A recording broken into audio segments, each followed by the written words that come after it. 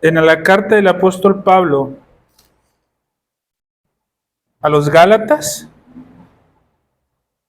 capítulo 1, versículos del 7 al 12. Voy a hacer lectura primero de ayer. Mi hermano, aunque la predicación del día de hoy va a ser sobre Primera de Corintios, capítulo 1, versículos del 18 al 21, a mí me gustaría iniciar haciendo esta lectura en Gálatas. Dice, hermanos, la palabra del Señor en esta carta. No que haya otro. Perdón, voy a leer del 6, hermanos. Estoy maravillado de que tan pronto os hayáis alejado del que os llamó por la gracia de Cristo para seguir un evangelio diferente, dice. Luego dice el apóstol, no es que haya otro, sino que hay algunos que os perturban y quieren pervertir el evangelio de Cristo, mas si aún nosotros o un ángel del cielo os anunciar otro evangelio diferente al que os anunciamos o al que hemos anunciado, sea anatema. Como antes hemos dicho, también ahora lo repito, si alguno os predica diferente evangelio del que habéis recibido, sea anatema. Pues, ¿busco ahora el favor de los hombres o el de Dios? ¿O trato de agradar a los hombres? Pues si todavía agradara a los hombres, no sería siervo de Cristo. Dice el versículo 11 y 12, mas os hago saber, hermanos, que el evangelio anunciado por mí no es según hombre, pues yo ni lo recibí ni lo aprendí de hombre alguno, sino por revelación de Jesucristo. Vamos a orar, mis hermanos. Padre Santo, Señor, te agradecemos, mi Dios, este tiempo que nos das, este momento en el que nos permites poder compartir tu palabra. Te suplicamos, Padre, que cada uno de nosotros podamos estar con un corazón atento y dispuesto a escuchar tu mensaje. Sé tú, mi Señor, quien use a este siervo inútil, mi Dios, para transmitir lo que en este día tú quieres transmitir a esta congregación. Te lo suplicamos, mi Señor. Suple nuestras debilidades, suple nuestras fallas, suple nuestras deficiencias, mi Dios, con el único objetivo de que tu nombre sea exaltado en medio de este pueblo tuyo. Perdónanos, mi Señor, por las fallas que cometemos. Mi Dios, solamente tú eres fiel. Te suplicamos que tú sigas moldeando nuestra vida, mi Dios, conforme a tu santidad demandada. Gracias, Padre, te damos por todo esto y lo ponemos en nombre de nuestro Señor Jesucristo. Amén. Bien, hermanos, vamos a ir ahora a la primera carta del apóstol Pablo a los Corintios. Y vamos a continuar, hermanos, en el capítulo 1, donde quedamos la vez pasada, donde ha estado predicando el pastor.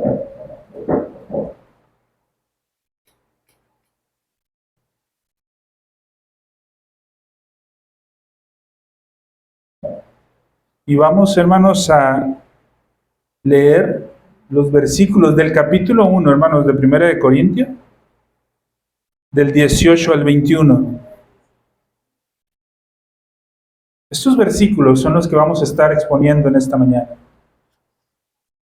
Dice, hermanos, la palabra de nuestro Señor, porque la palabra de la cruz es locura a los que se pierden, pero a los que se salvan, esto es, a nosotros, es poder de Dios, pues escrito está, destruiré la sabiduría de los sabios y desecharé el entendimiento de los entendidos. ¿Dónde está el sabio? ¿Dónde está el escriba? ¿Dónde está el disputador de este siglo? ¿No ha enloquecido Dios la sabiduría de este mundo? Pues ya que en la sabiduría de Dios el mundo no conoció a Dios, mediante la sabiduría, agradó a Dios salvar a los creyentes por la locura de la predicación. Agradó a nuestro Señor salvar a los creyentes por esa locura, hermanos, que vivimos cada uno de nosotros al predicar el Evangelio. Dice el versículo 17, mis hermanos, porque la palabra de la cruz es locura para los que se pierden. El mismo Dios, hermanos, está inspirando al apóstol Pablo para afirmar que el Evangelio que está predicando y que nos está enviando es locura. Pero para los que se salvan, esto es para nosotros, es poder de Dios. Un mismo mensaje, hermanos, es locura y un mismo mensaje es poder de Dios. Primero, hermanos, tenemos que aclarar que este versículo, el apóstol Pablo en ningún momento está haciendo referencia a la cruz del cristiano. Que sí, hermanos, es necesario que cada uno tomemos nuestra cruz y la llevemos, porque Cristo así lo ha dicho. Pero esta cruz, hermanos, esta palabra de la cruz, ¿no está haciendo referencia?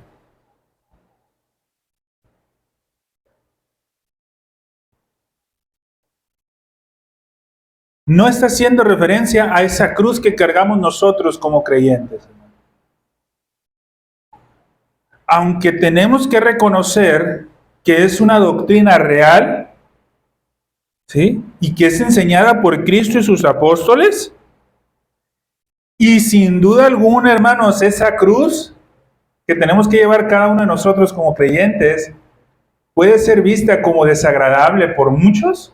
Eso es una realidad, ¿sí? No lo estamos negando, pero no es la cruz de la que está hablando este versículo. Hay que tener mucho cuidado, hermanos, porque muchas veces usamos versículos para presentar argumento contra cosas de nosotros o que van contra nosotros y tratamos de defendernos con versículos, hermano.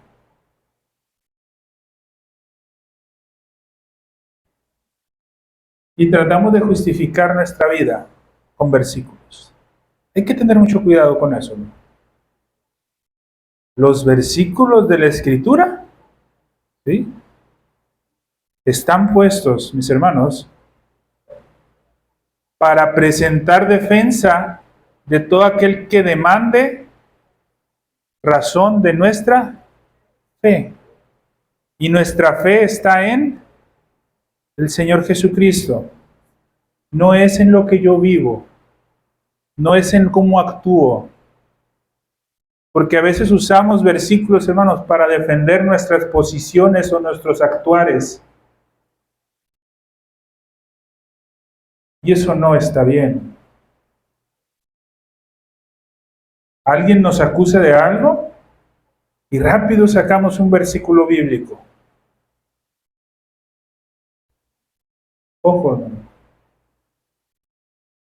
¿Por qué no sacamos el versículo aquel que dice que acaso no es mejor recibir la ofensa o el agravio? Ah, no, pero mejor sacamos primero otros versículos que, como los salmos imprecatorios, ¿no? Mejor lo sacamos primero ese. Ojo, hermanos, este texto, el versículo 17, hermanos, cuando habla de, porque la palabra de la cruz no está hablando de nuestra vida como creyentes. No, hermanos. De lo que está hablando es, hermanos, de la cruz de Cristo. ¿Qué queremos decir con la cruz de Cristo, hermanos? La doctrina de la salvación por medio de Cristo crucificado. Eso es lo que es locura para muchos.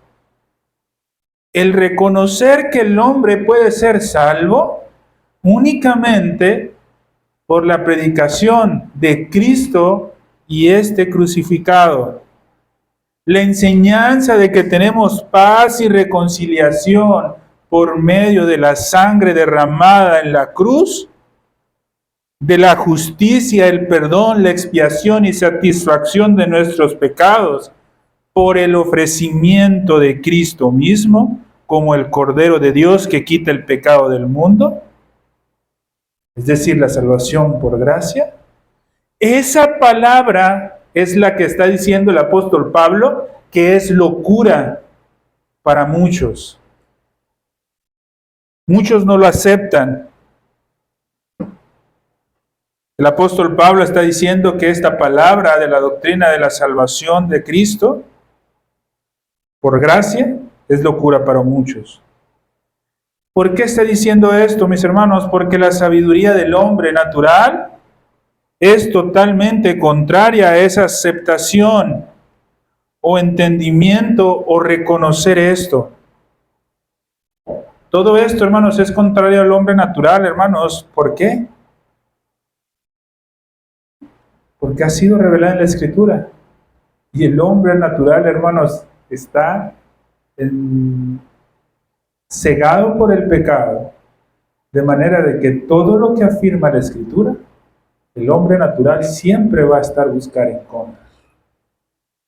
Ahora, hermanos, la Escritura nos llama a que nosotros lo prediquemos. Esto es palabra de Dios, hermanos. Esa salvación por medio de nuestro Señor Jesucristo, como el único Cordero que quita pecados del mundo, y que es un sacrificio suficiente para ser salvo, está revelado en su palabra y tiene que ser predicado. Y eso hace, hermanos, que para el hombre natural lo vea de forma desagradable.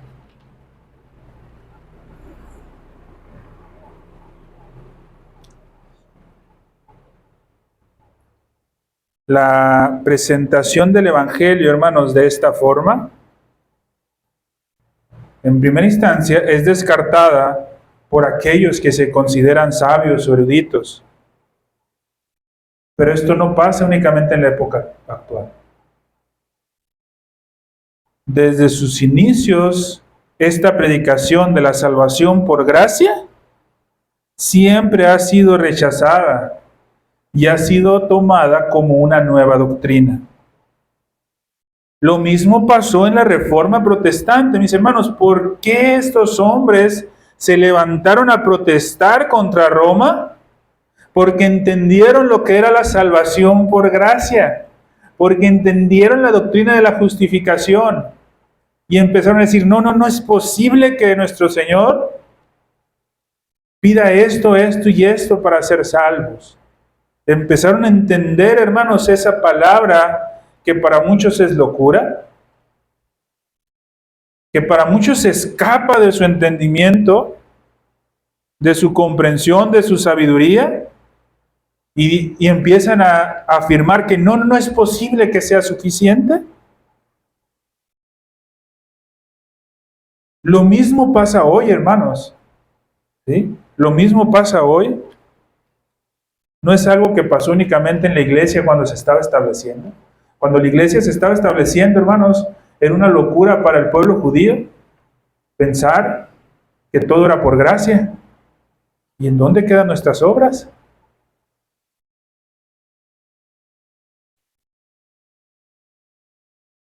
Aún los gentiles también, hermanos. En la Reforma igual. Hoy es igual, hermano. Hoy para muchos es una locura predicar una salvación por gracia. Hoy para muchos es una locura decirle, mira, es que el Evangelio es este. Nuestro Señor Jesucristo, ¿sí?, pagó el precio por tus pecados. Y para muchos es una locura. Aún dentro de los círculos evangélicos, hermanos, y aún dentro de los círculos bautistas, es una locura predicar la salvación por gracia.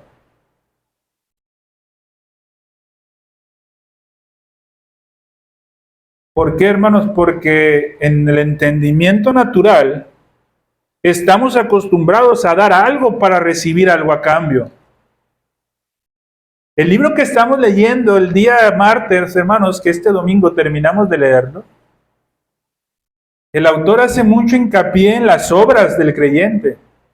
Si usted recuerda, hermanos, cuando nos habla acerca de la vida divina, para quienes han estado leyendo el libro en su casa, el autor habla de la vida divina y habla de un árbol y unas ramas que se sustentan, que la raíz está en la fe de nuestro Señor Jesucristo, y esas ramas que son el amor de Dios, la caridad, la humildad, la pureza.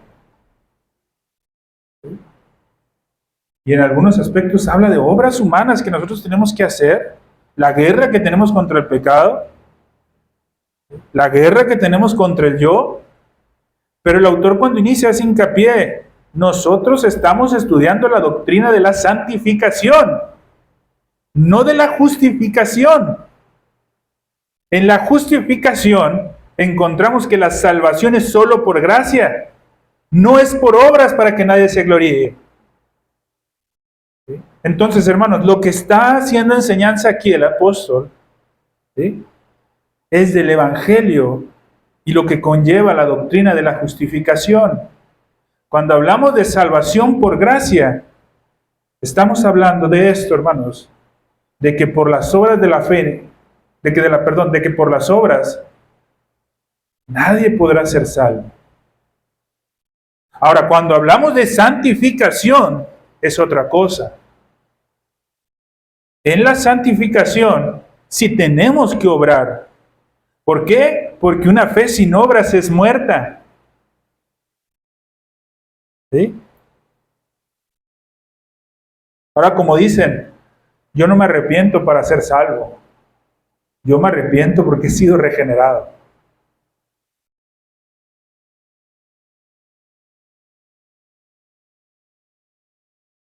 Esta maravillosa predicación del Evangelio, hermanos, tiene que administrar consuelo a las almas afligidas.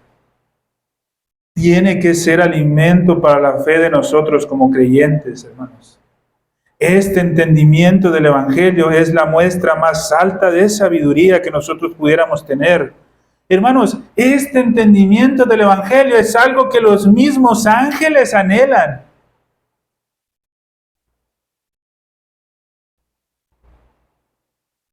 Este entendimiento, hermanos, es más sabio que cualquier sabiduría de los hombres, quienes han enloquecido por la sabiduría de este mundo. Esto es lo que está diciendo el apóstol Pablo, hermanos. ¿Sí? Esta palabra que para muchos es locura, es lo único que realmente puede hacer sabio al hombre para salvación. Pero lamentablemente el hombre natural lo ve como locura.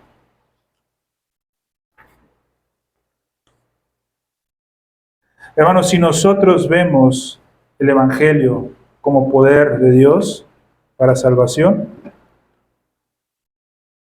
no vamos a dejar de predicarlo. Ahora, hermanos, dentro de las iglesias evangélicas, hay algunos que hablan de salvación e inmediatamente hacen énfasis en el libre albedrío.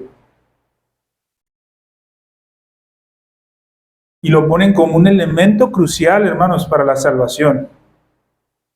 Y lamentablemente, hermanos, muchos de estos aceptan que la salvación es por gracia, es decir, de boca de palabra, dicen, no, es que sí entendemos que la salvación es por gracia. Pero el libre albedrío del hombre tiene que, muchos dicen, activar esa salvación. Hermanos, si pensamos que el libre albedrío del hombre tiene que activar esa salvación, deja de ser gracia. Entonces, hermanos, tenemos que entender lo que realmente es una salvación por gracia. Pero ahora, mi hermano, esto no quiere decir que el hombre no tenga libre albedrío. El hombre es un ser con libre albedrío. Nosotros lo creemos, hermanos, tanto que lo creemos, que el capítulo 9 de nuestra confesión, que vamos a hablar la semana que entra en adelante, va a tratar de libre albedrío. Entonces, hermanos, la doctrina de la salvación por gracia o de la justificación por solo fe no niega el libre albedrío. Contextualiza el marco pactual sobre donde se lleva a cabo, hermanos, la salvación. Y eso vamos a estar estudiando más adelante. Hermanos, pero nosotros tenemos que seguir predicando que el Evangelio es poder de Dios para salvación, que la salvación es únicamente por gracia. Y en eso tenemos que seguir aferrándonos.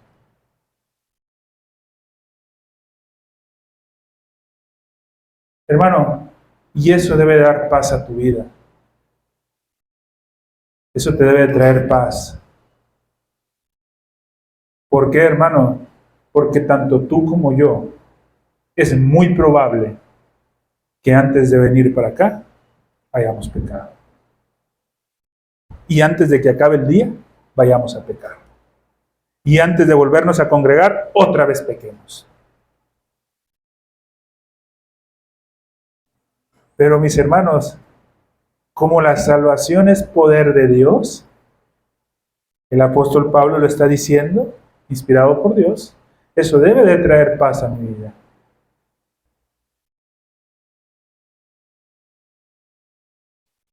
Hay algunos hermanos que no pereceremos. Y esto porque el Padre nos ha escogido para salvación. El Hijo nos ha redimido y el Espíritu Santo nos santifica. Si se da cuenta, hermanos, yo no participé en mi elección, fue el Padre.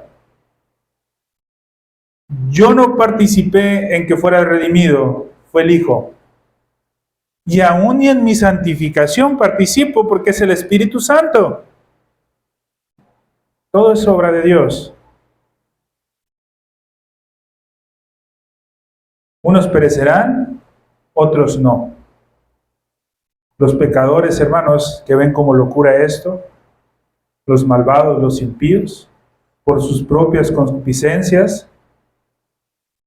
y por ser cegados por Satanás, el Dios de este mundo, estos son los que se pierden y para quienes el Evangelio está encubierto y lo juzgan por locura. Hermanos, no tenemos que tomar en cuenta el juicio de ellos, porque la gloria y la sabiduría de Dios en el Evangelio es infinitamente mayor que la de ellos. John Hill, hermanos, un bautista, hermanos, dice lo siguiente referente a esto, hermanos, que aquellos sabios, aquellos eruditos, estoy parafraseando un poco, hermanos, aquellos sabios, aquellos eruditos que se jactan de tener esa sabiduría y para quienes el Evangelio es locura, son menos capaces de manifestar un juicio correcto de la gloria y sabiduría de Dios en el Evangelio, menos capaces de manifestar un juicio correcto de la gloria y la sabiduría de Dios en el Evangelio, que lo que es un ciego capaz de juzgar con juicio correcto los colores. Es imposible, hermanos, que un ciego juzgue los colores de forma correcta, porque no los ve. Y dice este hombre, mira, es más probable que pase eso, a que el juicio de un incrédulo sea correcto sobre la gloria de Dios. No nos dejemos llevar por eso.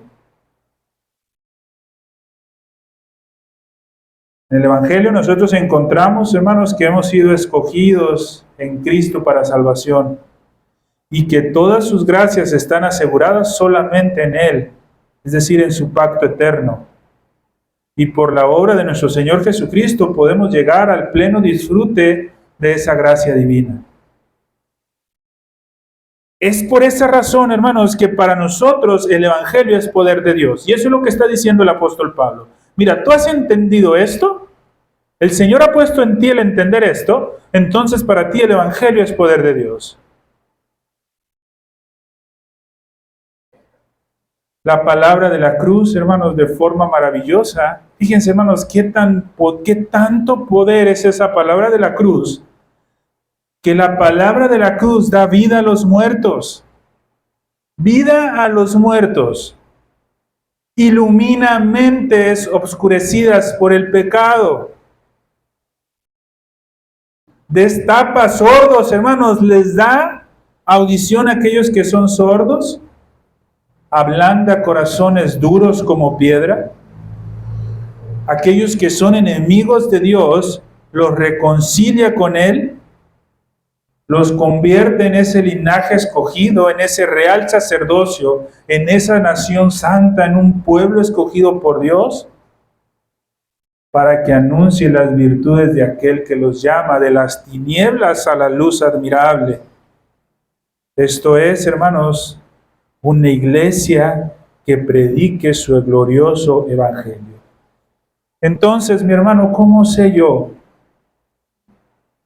si veo el poder del evangelio como poder de Dios? Si predico el evangelio. Si no lo predico, en realidad lo estoy viendo como una locura.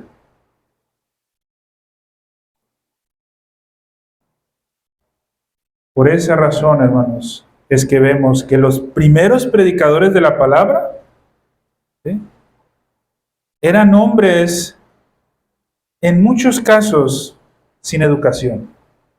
Esto es algo muy curioso, hermanos. Los primeros predicadores de la palabra eran hombres sin educación. Hablamos de educación formal, hermanos, no hablamos de aspectos morales. Sin educación formal.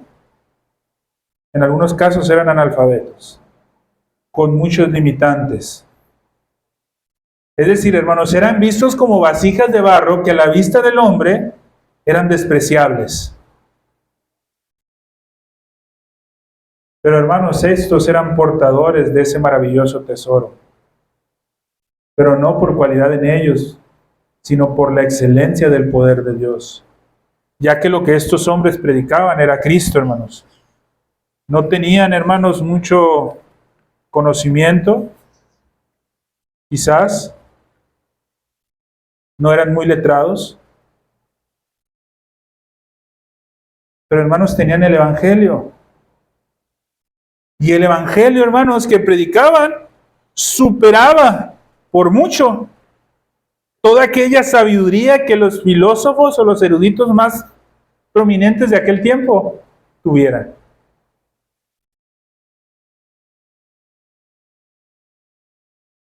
Pero porque predicaban el Evangelio, hermanos.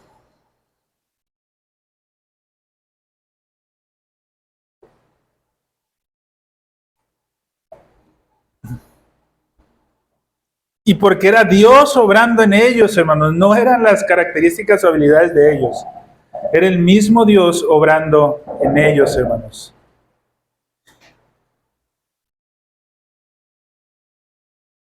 ¿Cómo vemos que se esparcía el Evangelio? ¿Cómo era esparcido el Evangelio en aquel tiempo? No eran usados métodos carnales, hermanos. Simple y sencillamente eran métodos espirituales. Sabemos que en aquel tiempo, hermanos, cuando se empieza a predicar o cuando se empieza a constituir la iglesia, cuando se escribe esta carta también al apóstol Pablo a los Corintios, estos hombres que predicaban el Evangelio tenían la oposición, hermanos, de rabinos, de filósofos, de príncipes, de reyes, de emperadores e inclusive, hermanos, estados y poderes del mundo estaban en contra de ellos. Todo esto tenían en contra. Sin embargo, en un tiempo que pudiera ser relativamente corto, a pesar de la oposición que tenían, llevaron el Evangelio por todo el mundo y eran testigos de la conversión, no de pocas, de millones de almas, hermanos. Eran testigos ellos de esa conversión. Iban plantando iglesias por todas las partes del mundo.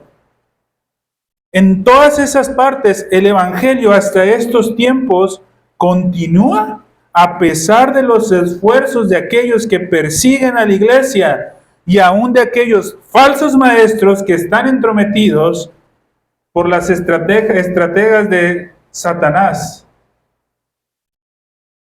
Aún a pesar de eso, hermanos, la iglesia sigue, el evangelio se sigue predicando. En aquel tiempo creció de manera exponencial, hermano. Y sin duda alguna, ese crecimiento no puede ser atribuido a otra cosa que no sea el poder de Dios.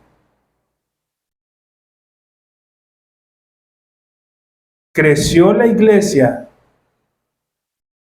únicamente haciendo lo que Dios mandaba que hiciera. Hermano, ¿sí sabías que en aquel tiempo no existían las llamadas campañas evangelísticas?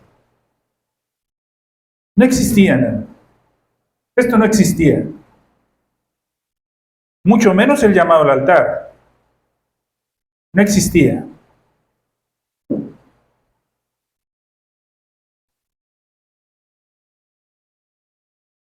No existían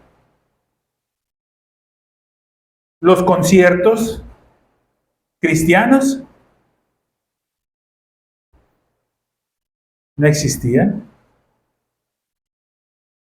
No existían los ministerios de jóvenes para atraer más jóvenes. No existían.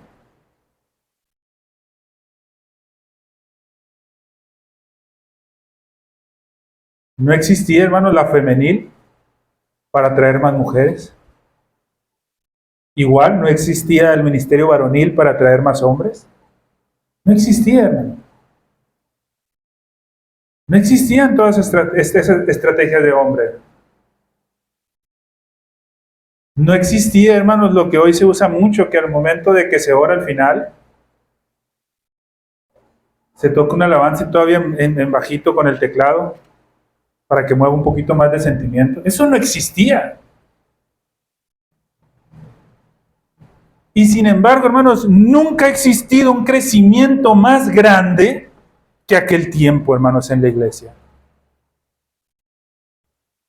De ser un puñito, pasaron a ser millones en poco tiempo.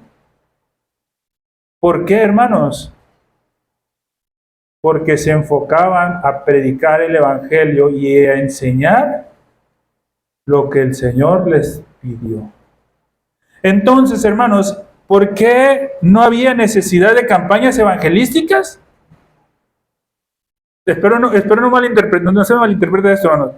Porque cada uno de los miembros de la iglesia era una campaña evangelística constante, hermanos. Es decir, hermano, que cada uno de los que asistía a la iglesia, hermano, estaba preparado para salir allá afuera y predicarle el evangelio a quien sea. ¿Estás preparado para eso, hermano? Eso es presentar defensa.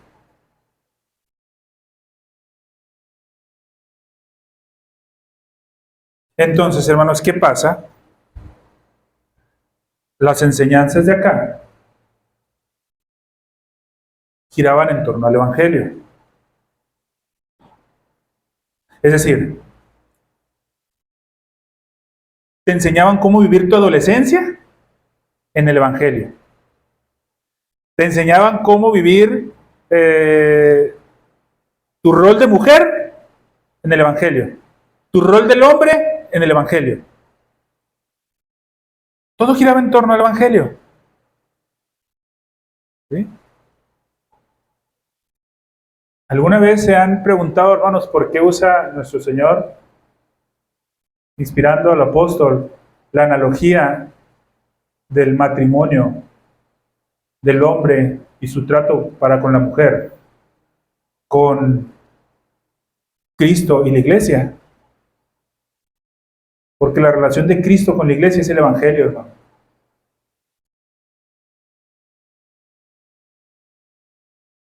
¿De qué manera el hombre predica el evangelio? De la misma manera que Cristo lo hizo con la iglesia.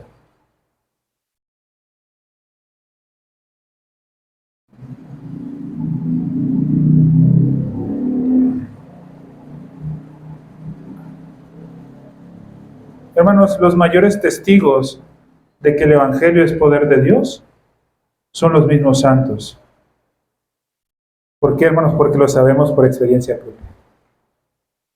No estoy hablando de los santos, hermanos, a los que los idolatran. No estoy hablando de los santos, los nacidos de nuevo, hermanos, los hijos de Dios. ¿Sí? Somos testigos de que ese Evangelio es poder de Dios, porque lo hemos vivido. Porque sabemos, hermanos, porque sabemos que hay algo en nuestra vida que ha cambiado, hermanos. ¿Hay algo, hermanos, que tú identificas que en tu vida realmente ha cambiado? ¿Pudieras atreverte a decir, es que yo era así y ahora soy así? Y no porque me haya esforzado, sino porque no sé cuándo me di cuenta, el Señor cambió esto en mi vida.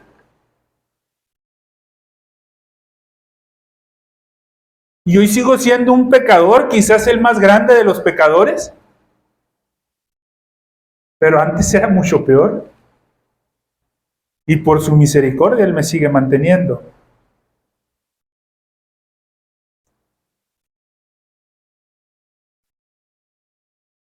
Entonces, hermanos, si nos damos cuenta de la forma en la que Dios obró en nosotros, ¿aún queremos seguir ayudándole con manifestaciones humanas para que su pueblo crezca? No hay necesidad, hermano. Hay que hacer lo que nos toca. Predicar el Evangelio. Hacer discípulos. Bautizar. Y enseñar que guarden las cosas. Hasta ahí.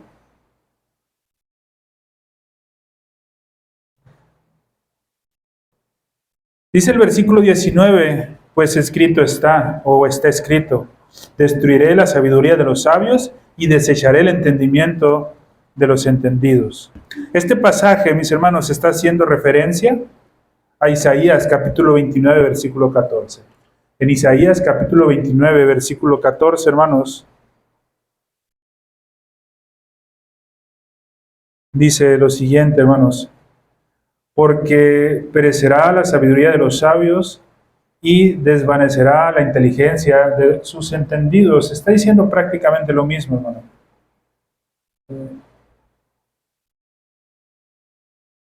Aquí, hermanos, estamos viendo que el apóstol Pablo está interpretando o está tomando esa profecía de Isaías y la está aplicando en los tiempos de Cristo, en los tiempos del Mesías, en la dispensación evangélica.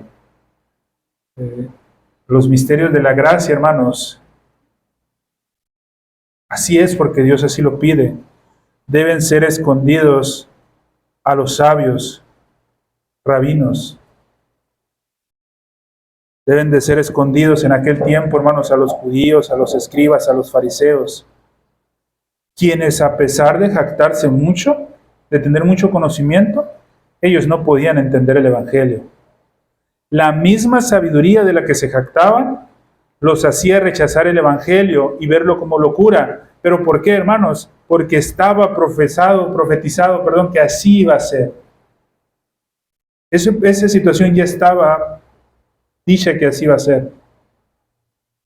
Lo mismo pasó, hermanos, así como la sabiduría de ellos iba a entenebrecerlos tanto, iba a hacerlos inútiles al entender los misterios del Evangelio entre los judíos. Lo mismo pasaba entre los filósofos y sabios o los eruditos gentiles. Lo mismo iba a pasar. Hermanos, y si esto le pasó a los judíos de aquel tiempo, que tenían, hermanos, los oráculos o los predicadores de Dios, que tenían en algún sentido la ventaja de la revelación divina escrita, con toda razón pasaría entre los gentiles, hermanos. Lo mismo. Esto se sabía que iba a pasar, hermanos, tanto en judíos como gentiles. Y si pasó en aquel tiempo, hermanos, sigue pasando en este tiempo. Pero, hermanos, esto no iba a ser por ningún motivo tropiezo para aquellos que son salvos. Versículo 20, hermanos, dice, ¿y dónde está el sabio? ¿Dónde está el escriba? ¿Dónde está el disputador de este siglo? ¿No ha enloquecido Dios la sabiduría de este mundo? En este versículo, hermanos, vemos que el apóstol Pablo está haciendo referencia a una distinción que había entre los judíos. una distinción que había entre los judíos, que eran sabios, escribas e intérpretes de la palabra. El apóstol Pablo está usando el nombre de sabios, hermanos, para hablar de aquellos hombres de ciencia y de conocimiento. ¿Sí? Está hablando de escribas para referirse a aquellos hombres que interpretaban la ley en un sentido literal y gramatical. Y también habla de sus predicadores o disputadores, quienes se encargaban de escudriñar lo oculto en las Escrituras. Y estos hombres buscaban darle un sentido místico o alegórico para discutir en las escuelas, hermano. Es decir, estos últimos, hermanos, eran aquellos que se buscaban profundizar más en la Escritura, pero con la intención de ir y debatir con los otros que dicen también saber y ver quién entre los que supuestamente saben, sabe más. Estos eran los que eran llamados sabios, hermanos. Estos eran los que eran llamados, predicadores o disputadores de ese siglo. Entonces, hermanos, podemos traducir que el apóstol Pablo dice, ¿dónde están los sabios? A ver, ¿dónde está aquel hombre que se jacta de ser superior en sabiduría y en conocimiento de las cosas naturales, ya sea judío o gentil? Hermanos, ahorita está muy de moda. Ojo, hermanos, yo no estoy defendiendo a la comunidad esta LGBTQI, XYZ, ¿no? Yo no estoy defendiendo para nada esta comunidad. ¿Sí? Yo no los estoy defendiendo, hermanos. Sé, hermanos, que están en pecado, como lo estamos nosotros. Pero, hermano, que me perdone Dios, hermanos, pero ¿cuánto pseudoevangélico está por las calles con un micrófono, con un celular, como es ahora, grabando y cuestionando a estas personas, humillándolas delante de la televisión y haciéndolos ver como ignorantes y queriéndose poner ellos como los sabios?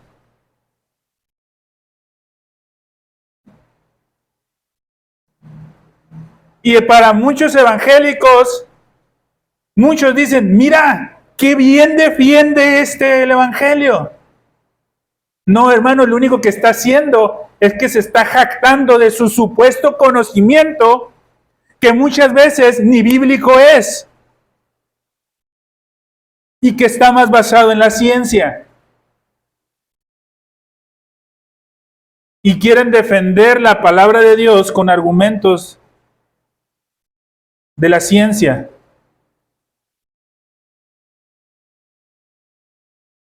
Y empiezan, hermanos, a humillar públicamente a estas personas. Sí, hermanos, estas personas tienen que ser humilladas como nosotros tenemos que ser humillados, pero tenemos que ser humillados por Dios, no por el hombre. Por Dios tenemos que ser humillados. Y tenemos que tener mucho cuidado, hermanos. Yo le invito que tenga mucho cuidado, hermanos, de lo que comparte en internet.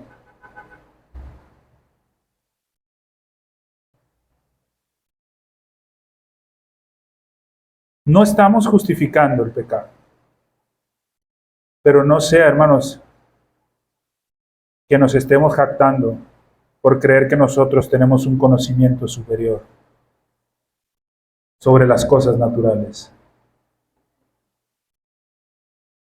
Y luego, pero es que ¿cómo puede ser posible que no entiendas que que Dios hizo al hombre hombre y a la mujer mujer? Y empiezan a sacar, es que solo hay dos, ¿cómo se llaman? Pero lo que determina el género, cromosomas. ¿Sí? O eres XY o eres XX, ¿sí? No está, sí es así. ¿Sí?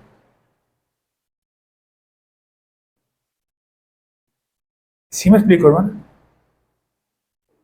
A estas gentes es a la que el apóstol Pablo está diciendo, ¿dónde están estos? No han entendido el evangelio realmente. ¿Dónde está el escriba?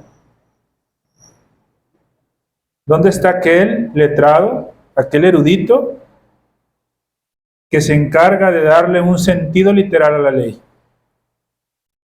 Es decir, aquel moralista que se jacta de que, mira, yo derechito con Dios en los 10 mandamientos. ¿Dónde está aquel? Que ojo, hermanos, esto no es una invitación para que no vengas a congregarte el domingo. Pero ¿dónde está aquel que todos los domingos está sentado hasta el frente golpeándose en el pecho y latillándose diciendo, ah, mira, es que yo estoy aquí, yo siempre cumplo y mi hermano fulanito no?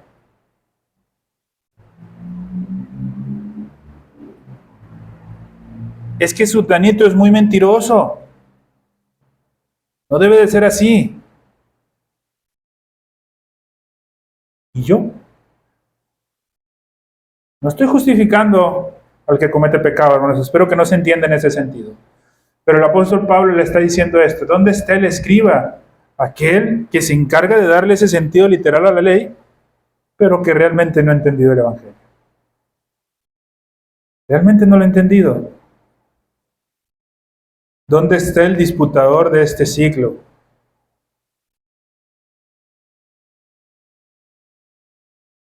El mundo de los judíos pretendía, hermanos, tener el conocimiento y los secretos más ocultos de las Sagradas Escrituras. Los judíos de aquel tiempo, en los tiempos de Jesús, se creían que eran los que sabían todo. Fíjense, hermanos, hasta dónde llegaba, hermanos, su pensar de que sabían todo y que ellos eran los únicos que poseían la verdad, que cuestionaron a nuestro Señor Jesucristo y prefirieron decir que nuestro Señor Jesucristo se equivocaba en lugar de ellos. Fíjense hasta qué grado, hermanos, llegó. ¿Dónde están estos hombres?, dice el apóstol. En ninguno de ellos se encuentra entre los elegidos. Ninguno de ellos se encuentra en los que verdaderamente están predicando el Evangelio de Dios. Ninguno de ellos. Los ha dejado Dios al lado. Dios ha escogido a otros. ¿De qué ha servido todo eso de lo que se jactan? Les está diciendo el apóstol Pablo. Y lamentablemente, hermanos, muchas veces esto pasa aún dentro de los círculos reformados. En Facebook, hace tiempo, hermanos, se vino un boom en Facebook sobre las doctrinas reformadas y empezaron a aparecer muchos hermanos en muchas partes, hermanos del mundo, con buenas enseñanzas. Y empezaron a hacer esto que se le conoce como los grupos de Facebook. Grupos donde te metías y ponían publicaciones y que eran de edificación de verdad.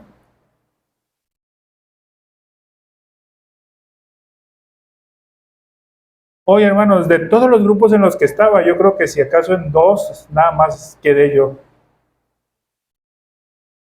Porque, hermanos, eran más pleitos por cosas sin sentido. Dentro de los de que decían haber despertado a la sana doctrina, ¿sí? Dentro de los que se la llevaban diciendo, es que los pentecostales están en un error mortal y que ellos son herejes y que los de la iglesia de Dios son esto y son aquellos y que fulanitos de la iglesia bautista general es esto y es aquello. Dentro de esos empezaron a meterse esos círculos y ¿qué empezó a pasar? Entre los que se decían haber despertado, empezó a haber pleitos.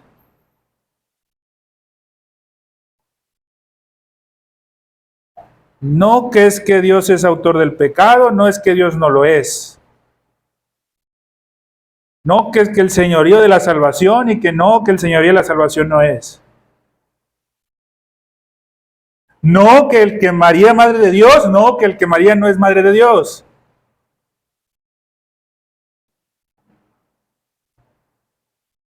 Y en muchísimas otras cosas más, hermano. Y después, no, es que a fulanitos no son esto y que sultanitos no son aquello. Ya empezaron más pleitos. Pero curiosamente, hermanos, ni uno de esos que hacen más pleitos son miembros fieles de una congregación. Y un predicador del Evangelio no existe fuera de una congregación local. Alguien que dice que quiere ser predicador del Evangelio y no se encuentra dentro de una congregación local, hermanos, no es predicador del Evangelio. No existen misioneros sin iglesia, hermanos. ¿Existen cristianos fuera de la iglesia local? Sí, hermanos. No estoy diciendo que no. ¿Fuera de la iglesia universal? No, hermanos. Todo cristiano pertenece a la iglesia universal. ¿Hay cristianos que no pertenecen a la membresía de una iglesia local? Sí, sí existen. Hay predicadores del Evangelio, ojo lo que estoy diciendo, hermanos, hay predicadores del Evangelio, ministros de la palabra, que no pertenezcan a una iglesia local. No. ¿Quién lo hace? ¿Sí? No es, hermanos, predicador del Evangelio. ¿Por qué, hermanos? Porque primero el predicador del Evangelio se sujeta a una iglesia. Oye, hermano, pero ¿qué pasa con estos hombres como Lutero y todos estos que protestaron? Ah, ok. Pero estos hombres protestaron siendo ministros. Y media congregación se fue con ellos. No fueron llaneros solitarios. Esa es la diferencia. Entonces, ¿dónde están estos? Dice, hermanos, ojo lo que dice, hermanos. Dios enloqueció la sabiduría de ellos. Con el glorioso evangelio, ¿sí?, la sabiduría del hombre queda como algo inútil para salvarlo. Es decir, toda la doctrina que quizás pueda tener ese hombre que se jacta de ser religioso, queda como nada delante de la sabiduría de Dios. Solo son afirmaciones absurdas, sin sentido, llenos de error en lo referente a la salvación del alma. Eso es lo más importante, hermanos.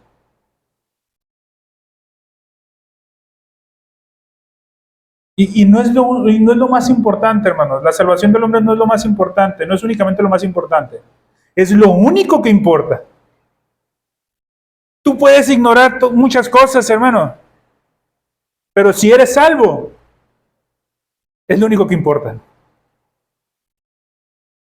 ¿Por qué, hermanos, el hombre que murió en el último instante en la cruz, crucificado junto con Jesús, fue salvo? ¿Porque entendía mucha doctrina? No. Simple y sencillamente, hermanos, Dios hizo la obra en él y él confió. Hasta ahí.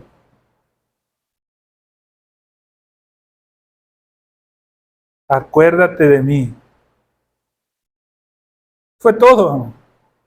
Entonces, hermanos, lo único importante en la vida es, hermanos, la salvación del alma. La misma Escritura lo dice, hermanos, ¿de qué aprovechará el hombre si ganare todo el mundo y perdiere su alma? ¿O qué recompensa dará el hombre por su alma? No hay nada que pueda pagar, hermanos.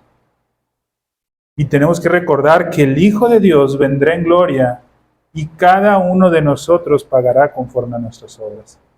Versículo 21.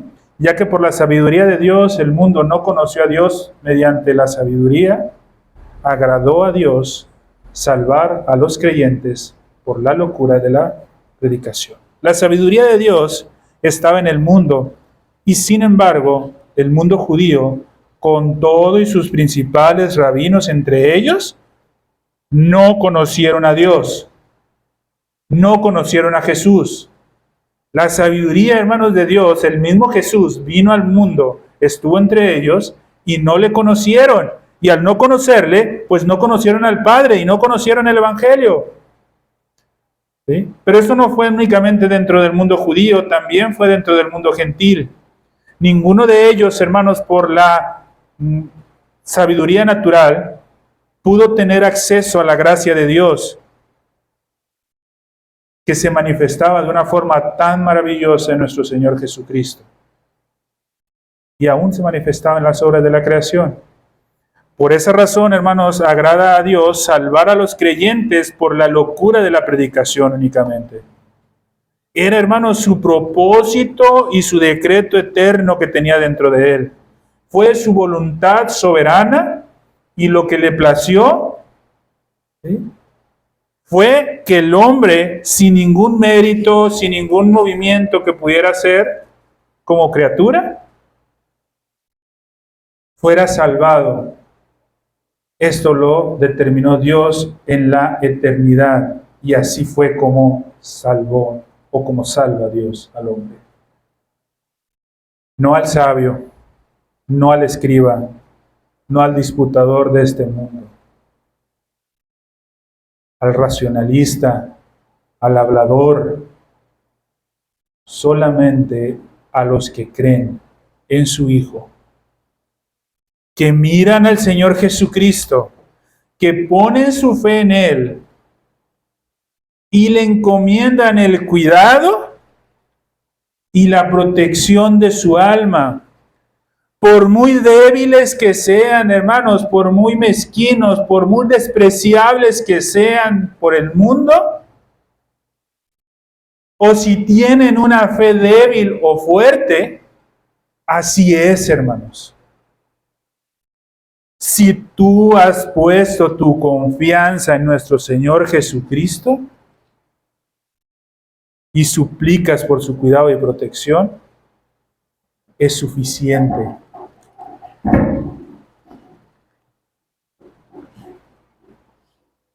Porque, hermanos, a los sabios de este mundo, con toda y su sabiduría, quedan ignorantes de Dios, y estos van a perecer por sus pecados. Mientras que el evangelio que estos hombres desprecian constantemente es el poder de Dios para salvación, pero es poder de Dios para salvación para aquellos que creen.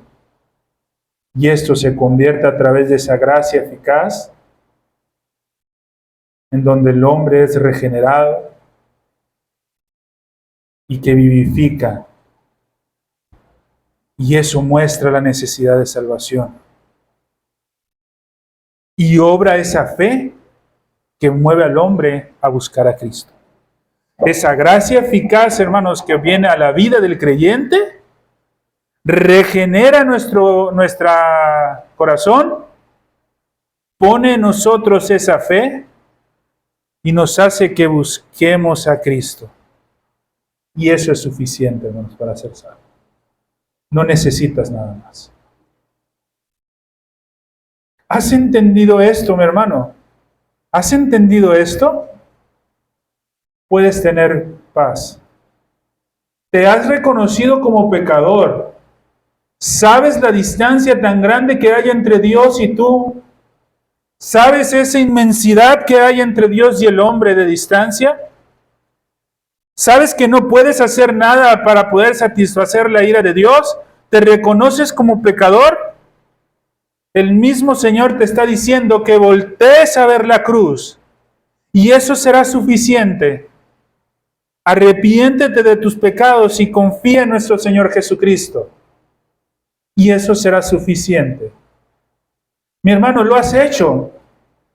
Gloria a Dios por ello.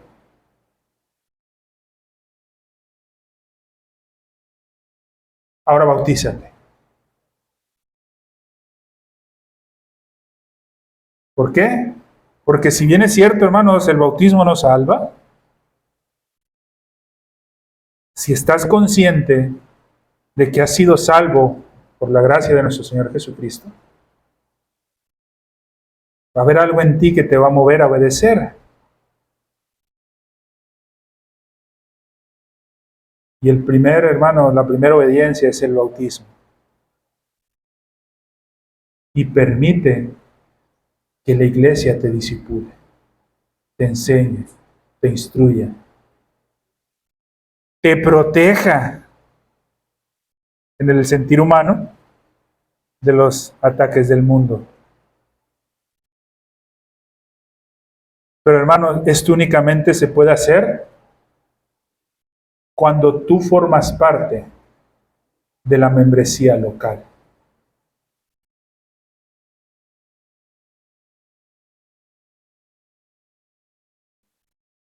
De otra manera, hermanos, no podemos.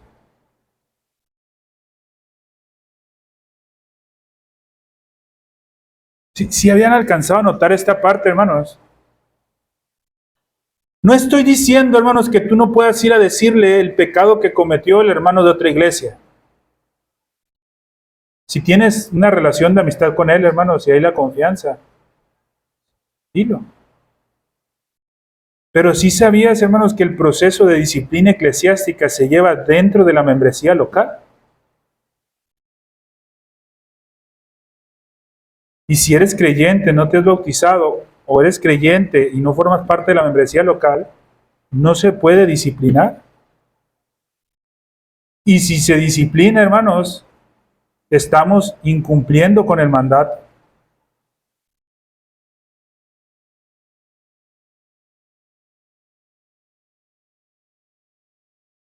Porque la disciplina se da en el ámbito de la iglesia local. Todo esto es importante, hermano. Pero la salvación, hermanos. Ojo, hermanos, con esto no estoy diciendo que nadie sea salvo o que no sea salvo fuera de la iglesia local. Hay cristianos, hermanos, que no pertenecen a una iglesia local, que son salvos.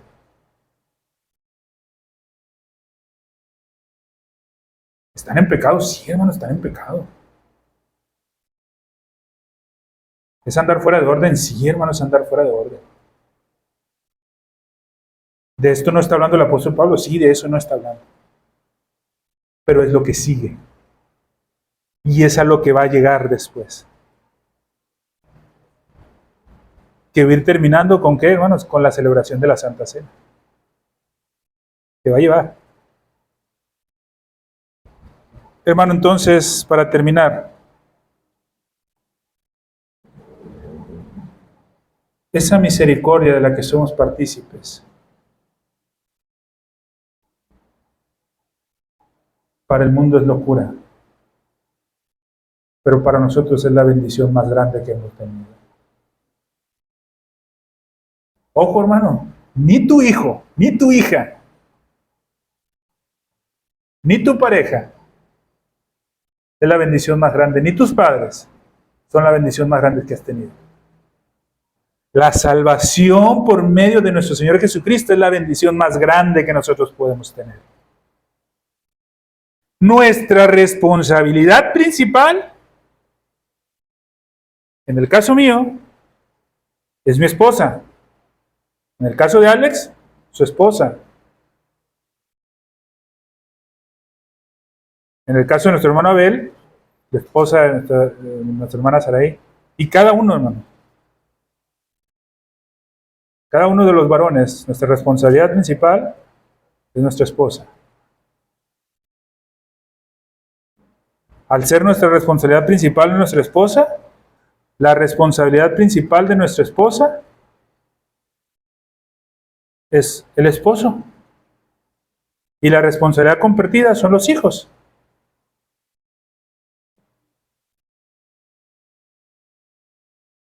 Eso es ir trabajando en el orden, hermanos, de lo que es entender la salvación por gracia y el buscar, hermanos, y santificarnos. Un comentario, hermanos, que leí en la semana y con esto me gustaría cerrar la predicación. Qué lástima que no están los varones. Bueno, que estamos más que Alex y yo y Nehemías en proceso del adolescente de convertirse en varón. Pero yo espero, hermanos, que en verdad lo puedan ver en el video grabado. Y hace un comentario, hermanos, un hombre que todos lo conocemos, hermanos, los que estamos acá. Se llama Paul Washer, es un predicador muy conocido, hermano. Evangelistas, hermanos, de los pocos evangelistas que yo puedo decir, este hombre es un evangelista, o sea, no estoy diciendo que haya pastores que no predican el evangelio, hermano, todo el pastor tiene que ser llamado a predicar el evangelio, pero el ministerio misional, el de misionero e ir, plantar iglesias y todo esto, este hombre tremendo, hermanos, en eso. Y ha hecho, hermanos, una obra tremenda en el Perú. Sí, creo que es en el Perú. Tremendísima, hermanos, la obra que ha hecho allá. Y tiene un ministerio, hermanos, que ha sido de mucha edificación. Heart Cry se llama el ministerio. Pero él hace un comentario, hermanos, que a la primera vez que yo lo leí, dije, ay, cuando lo leí así de primera, ¿no será un poquito extremo? Pero cuando lo volví a leer, dije, ay, ¿no será que yo soy un poquito, ¿cómo se dice? Cuando lo hacen a menos algo. Condescendiente, sí, con lo incorrecto en ese sentido. Cuando lo leí por segunda vez, a la primera lo leí y dije, ay, qué extremo el hermano. Después cuando lo leí por segunda vez dije, híjole, a lo mejor no es que el hermano sea extremo, es que yo lo veo muy a la ligera.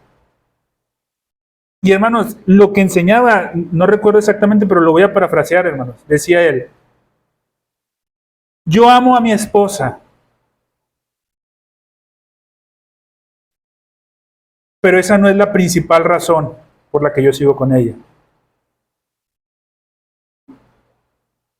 Y uno puede decir hasta ahí, oye, pues eso está medio, o sea, la principal razón por la que yo sigo con ella no es que yo la ame. Y él dice, sí, yo la amo, pero no es la principal razón por la que yo estoy con ella. La principal razón por la que yo estoy con ella es porque glorifica a Dios. Y si yo, por así decirlo, empezar a sentir que no hay ese amor, pero yo quiero glorificar a Dios, tengo que seguir. Y luego dice, y si mi esposa, hasta allí yo dije, bueno, sí, yo eso lo entiendo y eso lo sabía. Y Yenis, yo siempre se lo he dicho, yo amo con todo mi corazón a Yenis, hermano.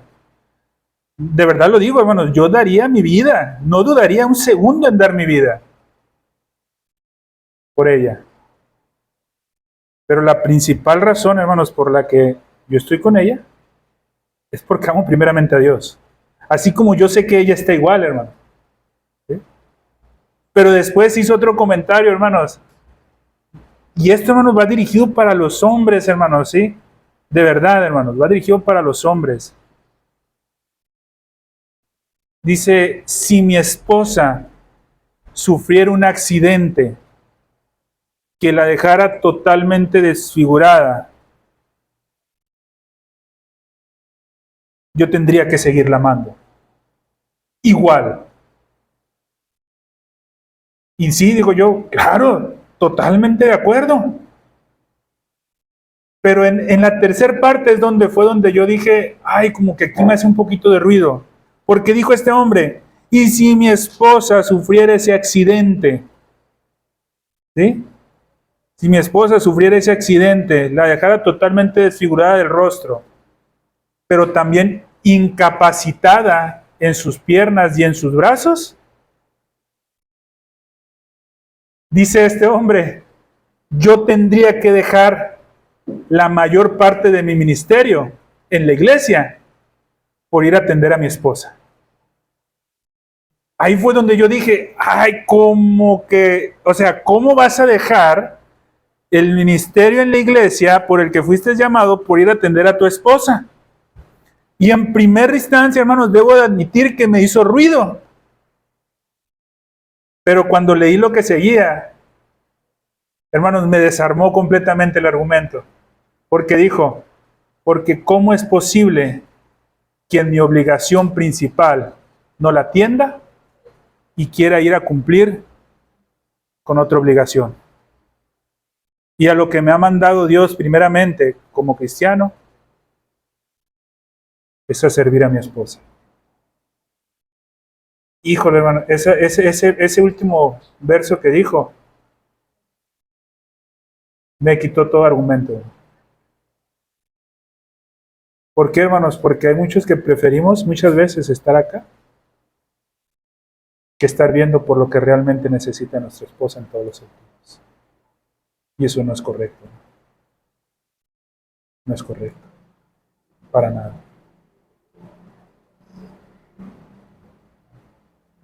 Para nada es correcto. Yo espero, hermanos, que este mensaje a los hombres de verdad lo vean. Es una enseñanza bien tremenda. Hermanos, yo vuelvo a lo mismo. No es una enseñanza para las mujeres, hermanos. Porque estamos hablando de lo que vemos en la iglesia local. Yo no veo una perfección en las mujeres, hermanos.